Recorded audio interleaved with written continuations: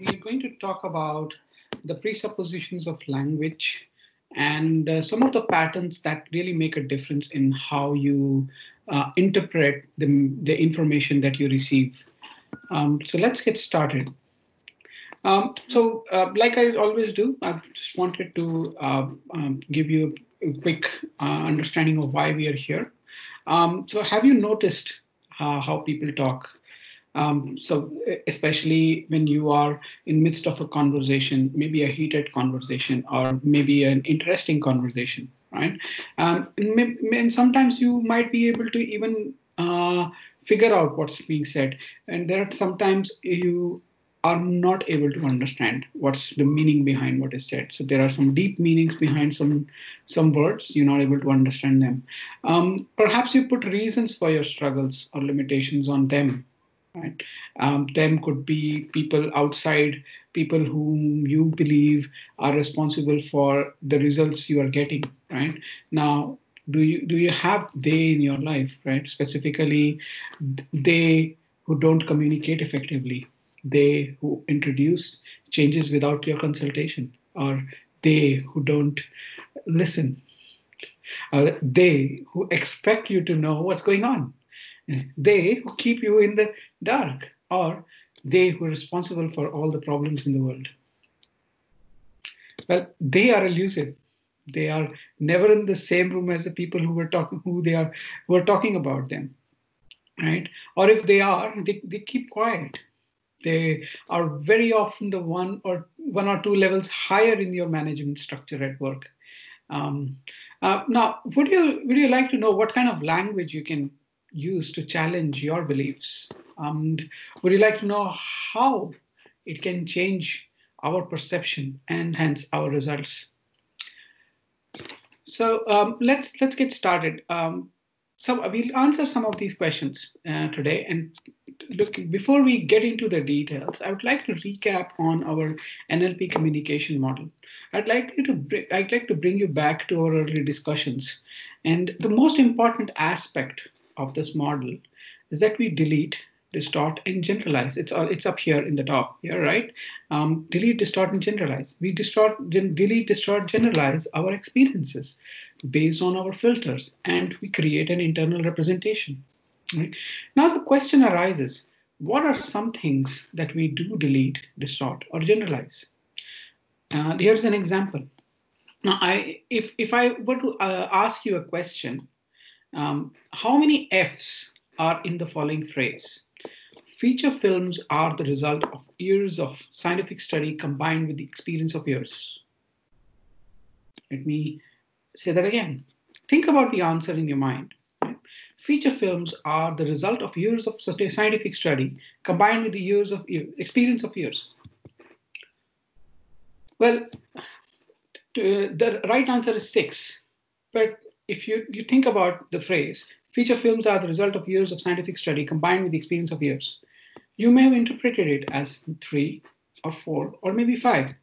And what's interesting is that you could be right about 6 as well. But if you think it is a 3 or a 4 or a 5, you'll not even agree with me until you actually write the statement down and count, right? Perhaps our mental models and our map of the world works in such a way that we have to get the facts before we can believe what is true and what isn't. Now, imagine how your reality could change if everything you said to yourself was with this new lens. That what you unconsciously believed to be true was just a version and not the thing itself. So let's look at the structure of language. Well, linguistic Noam Chomsky distinguished two levels of language.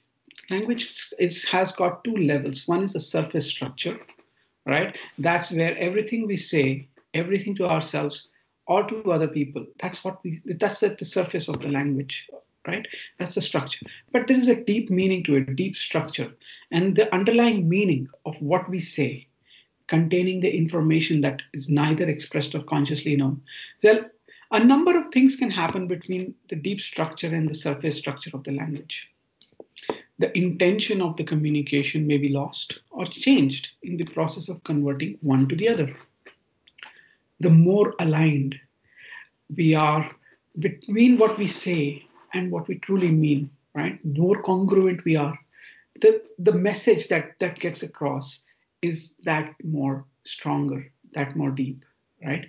And that's that's the essential essence that we're talking about here, is that when we talk about something at the surface and at the deep structure, how congruent are we? Do we really mean what we say? And if we do that, how is other person interpreting it? Are they interpreting both the surface and the deep structure of what we say, or is it just the structure, just the surface? Now, when we talk about patterns of language, right, that they essentially can be categorized into three main categories: deletion, distortion, and generalization. Yes, it's the same that comes from our NLP communication model of our experiences, but also our language, right? Now, example I can give you for delete is when a mother is apart from her baby, right? She can typically filter out everything except the sound of her baby's cry. How does that happen, right? When we actually delete, we reduce our experience to something we believe we can manage. Right? Now, when we delete, we filter out some aspects of our experience and pay attention to others. That's the core idea behind delete. When we talk about distortion in terms of language, right? Distortion, an example of distortion could be when we assume silence means that we are offended or we have offended someone, or a harsh tone of voice means somebody is angry with us. That's distortion. You don't really know what the other person is really having in his mind, but we distort it to our own experiencing our own sensory data, right? Now we can, if we choose, to distort experience in a way that works for us. Now, for example, we can choose to believe if someone is giving us a hard time, and if they are giving us a hard time, we can choose to believe that they must really care about us. That's why they're giving us a hard time. Or they are really going through a tough time, and it's not to do anything about you. So that's, we just have to understand how we are distorting the words, how distorting the reality, how we're distorting our experience. Now, none of these are hard facts. Now, they are inventions of our creative minds, and some will work for us and some won't, right? Now, when I talk about generalization, generalization is an example of generalization could be when someone is let down by one person and subsequently says, you can't trust anyone. This is a generalization. Now, it's a process in which we experience, and any experience that we have is attributed to a category rather than that specific instance, right? Um, there could be another example is we could not cope with every day. Another example of generalization could be that if while playing a game of cricket, I get hit on my head by a ball when I'm batting, I generalize it as every time I go to the cricket field, I'm going to get hurt. Now, that's a generalization, right?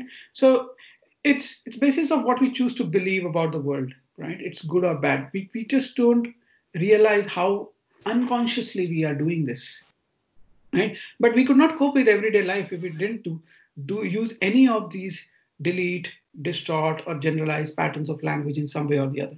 The aim of learning these patterns today is that we identify what limits us, right? It's about us. It's not about them. It's not about others. It's not about using our language to influence others. That's one of the things that you will get.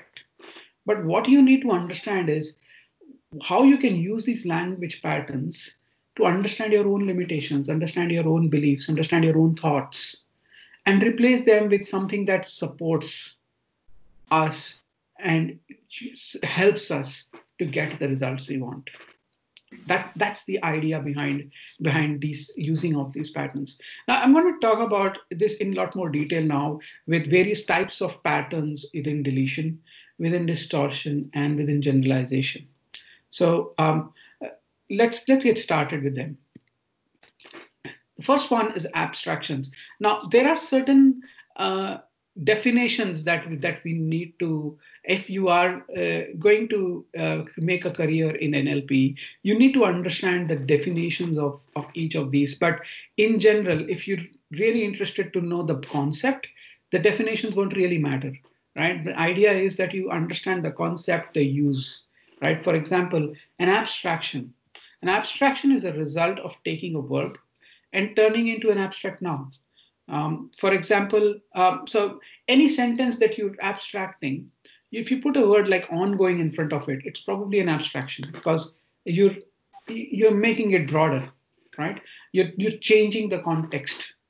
For example, Jack and Jill went for some exercises. Now, that's an abstraction. Now, what kind of exercises? When did they go? We don't know anything. We're just abstracting it out, right? Because why is it part of not deletion and not generalization? Is because we're deleting the details of the experience rather than generalizing it as such, right? Now, it was a difficult conversation. How many times have you heard this sentence? It was a difficult conversation. And then people expect you to understand what that conversation is about, who you're talking to, and sometimes you do, without realizing that you don't understand the context in which that particular sentence was taught, right? So you should probably perhaps ask questions like, who are you talking about, right? What was difficult in the conversation, right? So those kinds of questions. Now, another example could be, it is a special relationship. Now, what does special mean? How is it special? We don't know all of these, but we are abstracting it. And our unconscious mind works in a way that it wants to complete the sentences.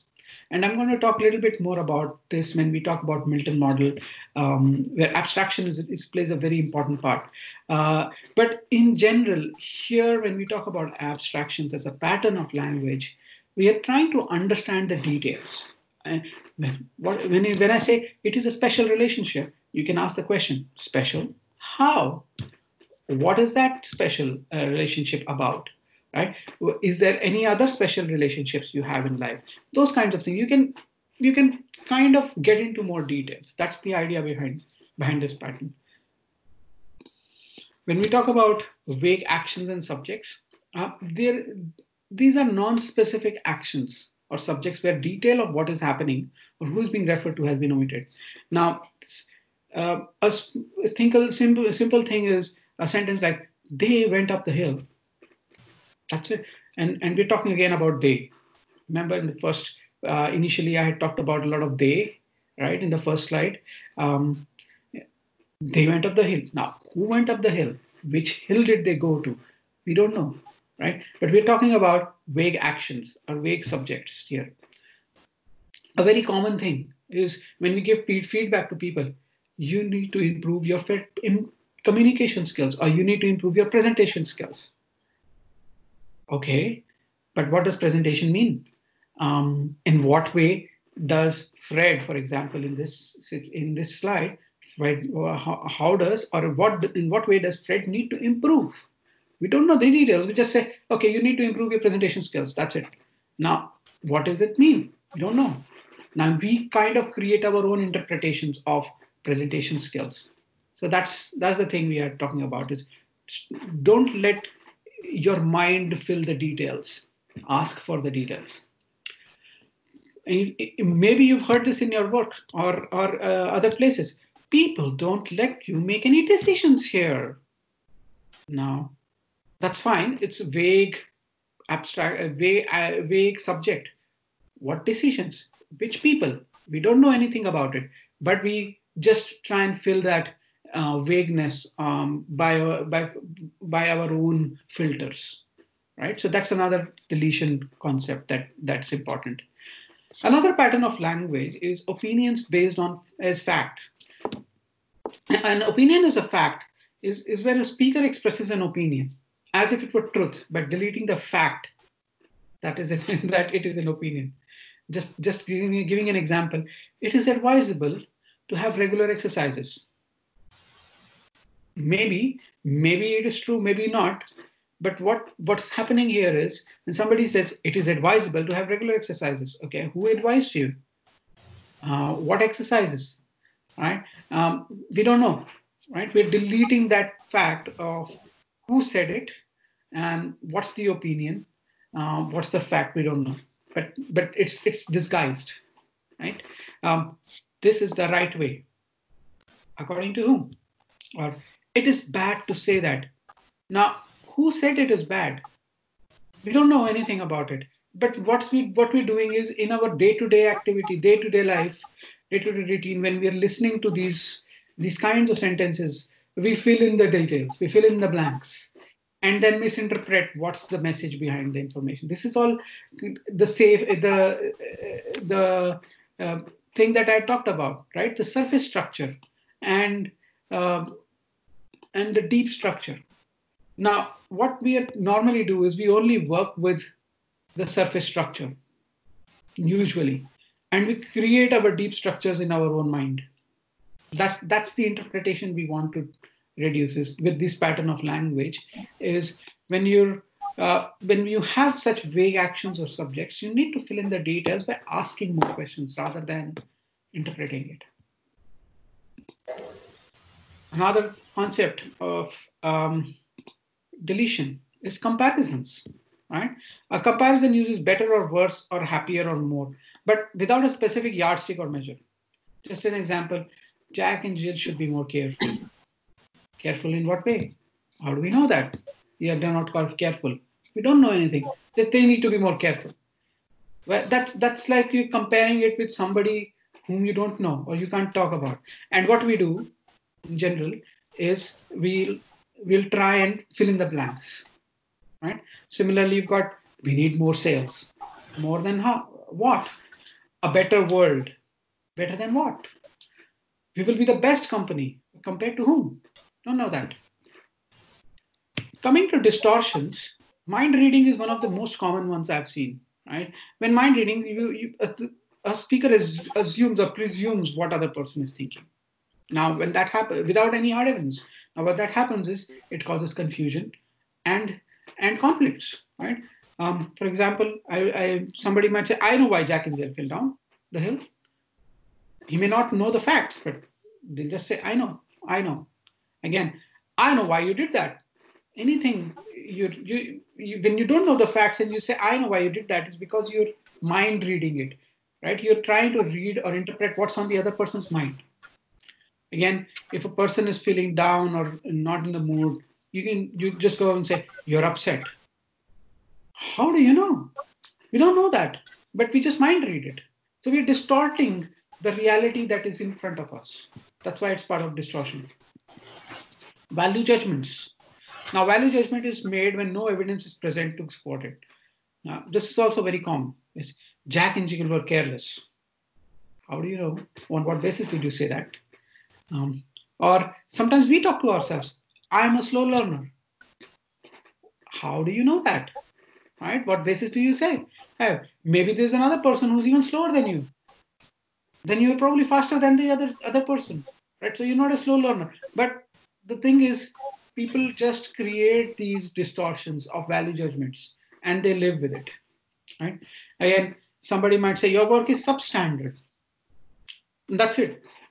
And if you leave the other person open to that thing open for interpretation. Your boss is saying your work is substandard or you did not perform as expected. Okay. And then you start filling the blanks. Okay, what was he expecting? Okay, did he expect this? Oh, I should have done this, I should have done that. Now, all those things start filling our minds and we become uninspired or demotivated. So language patterns can really change that. And if we understand the details, what questions we need to ask. Get into the details, ask the questions. Cause and effect. A cause and effect statement attributes one to another. Carrying a heavy pail made them fall down the hill. Now, it's possible that they could still uh, go down the hill while carrying the heavy pail. How do you know? How did carrying the heavy pail make them fall down the hill? We don't know that. Again, you made me angry. That's it. If somebody says you made me angry, how did I make you angry? I have no idea how I made you angry. But you made me angry, so I start filling the blanks. Okay, I did this, I feel that, I did that, I do that. So how did it make you feel? How does it make you feel? How can it make me feel anything? Right? People, it's these kinds of questions that you need to ask is how can it make me feel anything? How does it make you feel? So somebody does something out there and starts asking, how does it make you feel? Now, I actually didn't feel anything, but you're asking me, it made how does it make you feel? I could say, how do you know that it will make me feel anything? That those are the questions, right? So we are distorting the reality, distorting the things that are different. Interpretation. This means that, right? Two statements are linked in such a way that they're taken out of context to mean the same thing. Now, Jack and Jill are obviously irresponsible to fall down the hill like that. Now, how does falling down the hill make them irresponsible? We have no idea, but we're just interpreting, okay, this means that. Right? So, for example, you're quiet, that means you're bored. Now, how does me being silent mean that I'm bored? I could be doing something else. I could be thinking something else. I could be getting myself ready to say something. How can you say that? So these interpretations are really one of another challenge that we need to challenge ourselves, our own beliefs, right? These are kind of the distortions that I wanted to share. This fill in the blanks mindset is what confuses everybody, what makes us do things that are subs, uh, that are not in line, that are not congruent. Okay, so let's talk about the generalizations now. What are generalizations? Are universal statements. Sometimes we take specific experiences and make them universally true. For example, if you carry heavy pails of water down the hill, you're always going to have an accident. Now, was there ever a time that I carried a heavy pail of water down the hill and I did not have an accident? Maybe yes, maybe not. Right? But how can you generalize it?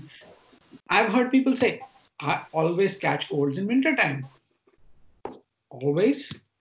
Has there been a time where in a particular winter season you did not catch cold? You just generalize it, right? Again, at work you might say nobody makes decisions around here. No one, somebody has to make a decision. If you don't know that, don't generalize it. But people don't realize what you're saying, and the effect of what you say is there to see. Now, I have never been able to do that. I hear people always come to me and say this.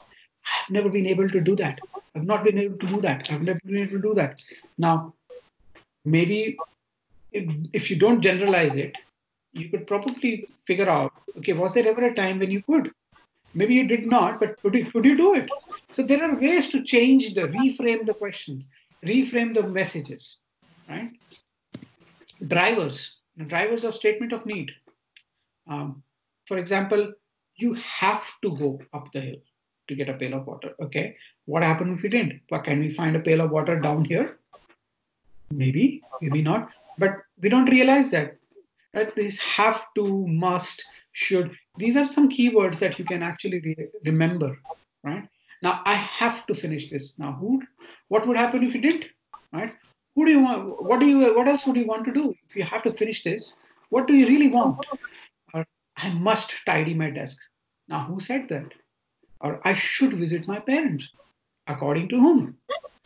There is these patterns of language that will help you realize what's going on behind the scenes. What's the deep structure?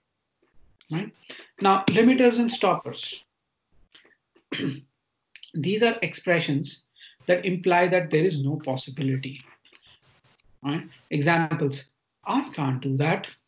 Now, you probably start thinking about an activity which you've not done and you stop yourself saying, I can't do that.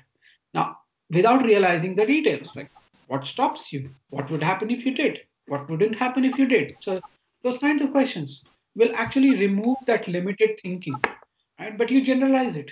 I can't do that any day, anytime, right? I won't be able to speak. I have a presentation at my work next week. I won't be able to speak. I am not able. So again, who stops you? What would happen if you did? So you need to start thinking about what kind of questions, what are you agreeing to? What are you unconsciously agreeing to? What kind of patterns of language that you're listening or you saying to yourself? Now, these questions really bring another aspect of your thinking out, right? By if you don't delete or distort or generalize and start asking more questions, what will happen is you will start realizing that the deep structure or deep meaning behind what is being said. You not only rely on the surface structure, but there is an important warning here. When you are practicing any of this, right, you need to make sure that you're in rapport with another person. Because if you're not going to create a win-win situation. You can become across as an aggressive person or a rude person. There might be a values conflict.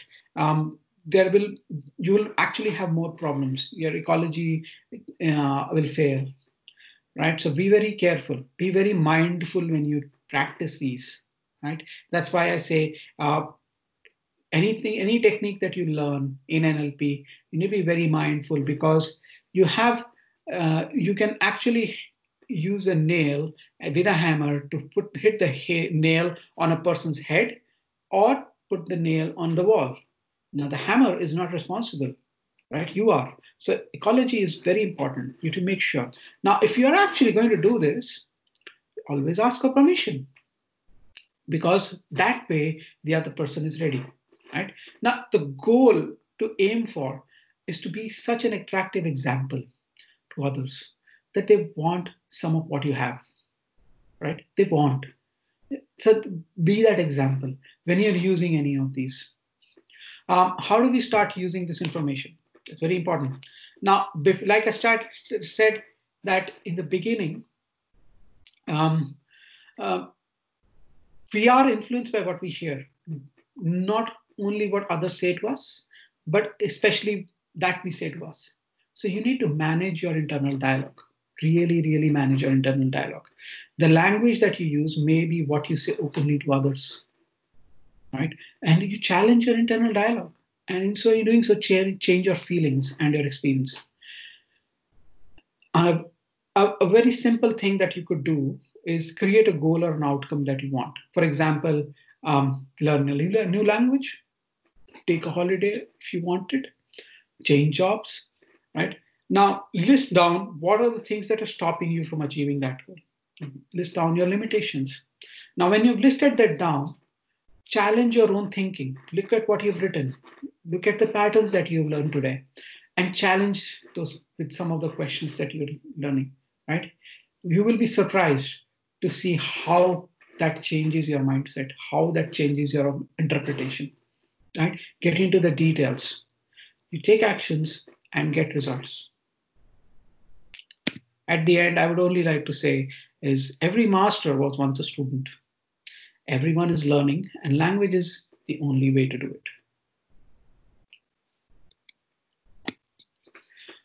That's all for today. Any questions?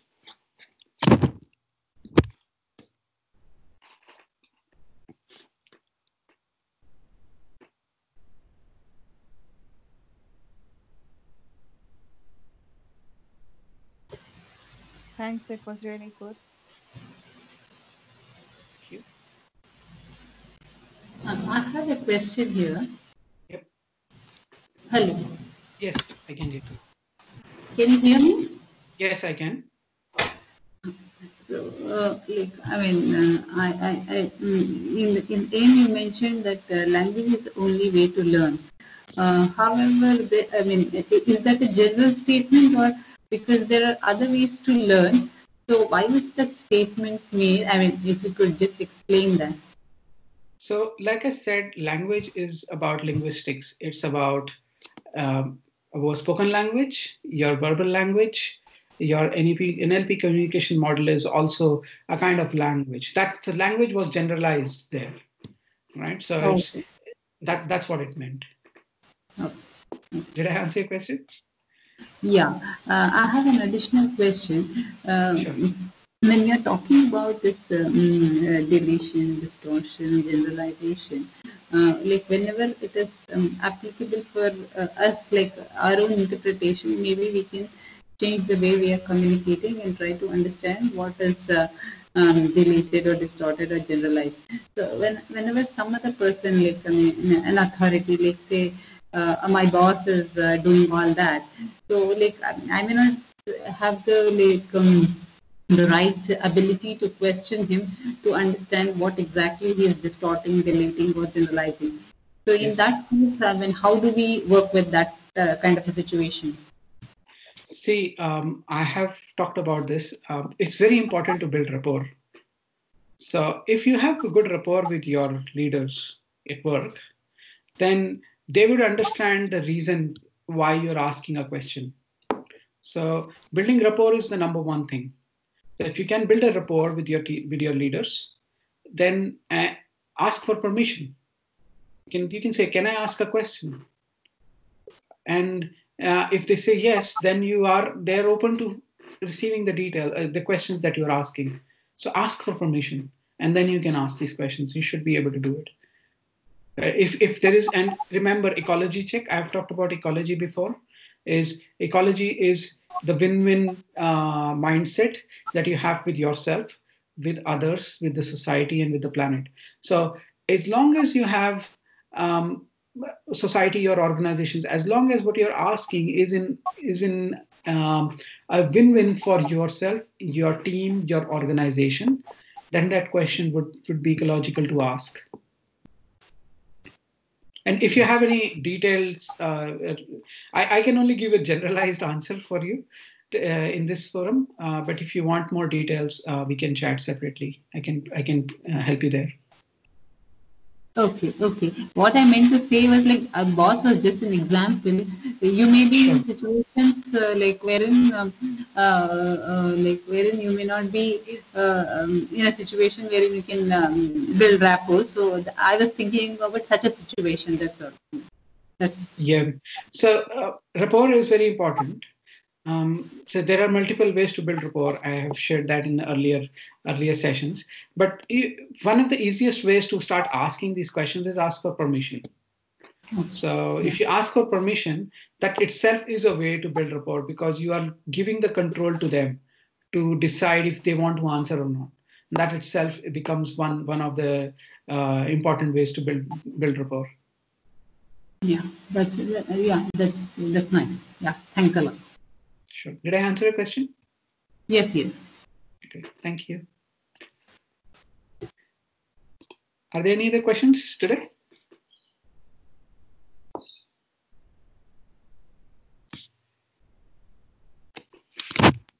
Okay. Thank you, everybody. What will be the next Sorry. week's Yep. Sorry. topic? What will be the next week's topic? Yeah, next week I'm going to talk about hierarchy of ideas. This is another way of using language, different levels of language or ideas to understand at what level a person is speaking and how you can use that to build rapport and to get your message across. It's very useful in communication and conversations with people at different levels. So that's what I'm going to talk about next week.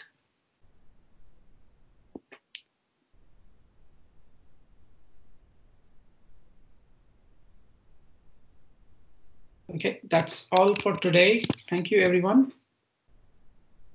I'll talk to you next week. Thank you.